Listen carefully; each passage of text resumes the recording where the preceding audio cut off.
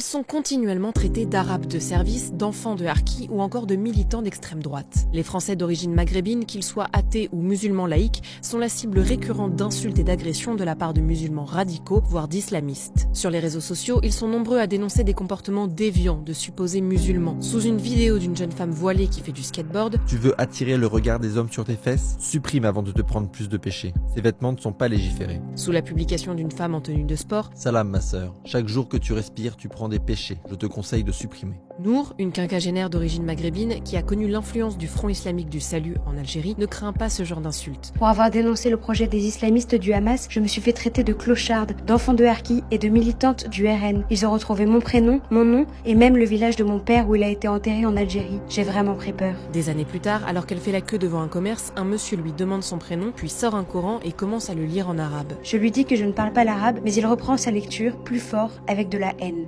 L'individu lui tend alors un tract avec écrit islam.com et se tourne vers le compagnon de Nour en lui disant de dresser sa femme.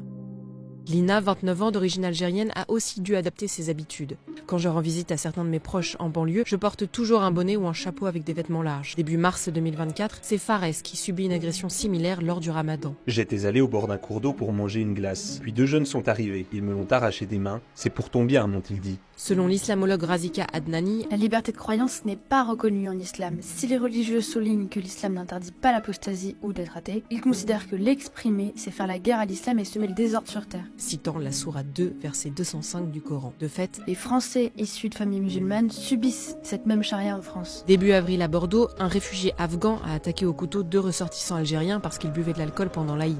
Dans le Bas-Rhin, c'était une collégienne agressée car elle n'aurait pas respecté le ramadan. En France, la part des musulmans radicaux serait grandissante. 23% des musulmans sondés appellent à l'application totale ou partielle de la charia en France, 35% chez les 18-25 ans.